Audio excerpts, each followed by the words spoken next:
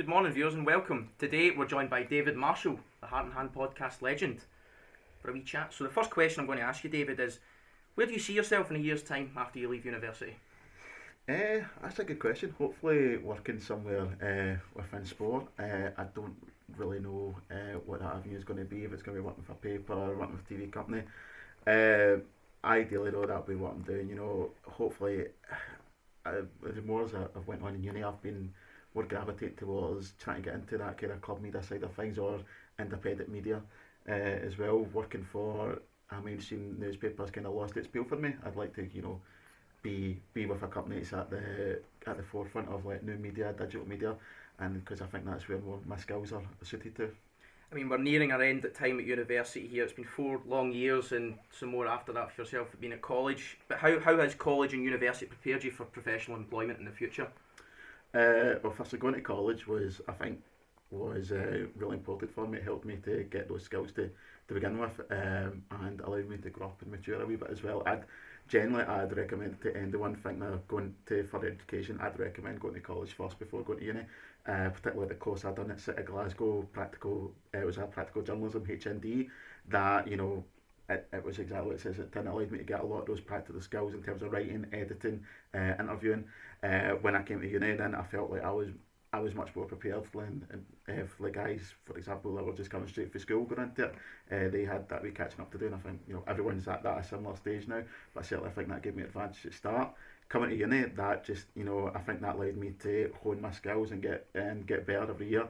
And without putting myself over too much, I definitely think I'm a better journalist in 2019 or 2020 than I was when I started in 2016. And on quite a personal level, David, how well or not well has 2019 went for yourself?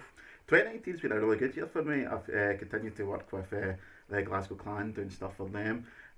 Left my role with Rangers, which was also being a big Rangers fan was huge for me, but it wasn't. It was an unpaid role, and I was getting to the point where I wasn't getting back what I was putting in personally. So I thought it was time for me to move on from there. The podcast, like you mentioned, that's continued to grow and grow, and hopefully that continues to do so, and that will turn out to be a full-time job for me. Working for Scotland TV, getting my debut doing commentary in a live match, that was a fantastic experience, and hopefully that is something I'd like to take forward into the future. Working with the Johnston Press local papers, that's great as well. Again, just because that's given me a chance to do what I want to do, go to football games and write about football. That's been fantastic, and be able to do that for a number of titles across Scotland, and getting games as big Celtic games, but then getting to do lower League 2 games as well and get paid for it all. That's been brilliant. I mean, you've done plenty of work experience. You must now have the kind of contact cultivation that a young journalist would aspire to achieve. I hope so. That's kind of the idea, isn't it? We'll see how well my contact cultivation is done when I've got my degree and I'm trying to get a job. I mean, like I said earlier, not long left. How excited are you for the future? Yeah, very. This has also been a long journey for myself. I'm a wee bit older than you guys, as you always like to point out to me. I left school 10 years ago, went to college beforehand. When I finished college, worked jobs that I hated for 2-3 years before going back into this. This really means a lot to me, to be perfectly honest, to get here, because there was times that I didn't think I'd go back to uni or get my degree or finally go into journalism. So to be finally here at this point, and it's like, 7-8 months away, it's a wee bit scary, but it's exciting as well, because this is where I thought I would be, and to finally get there is a big deal for me.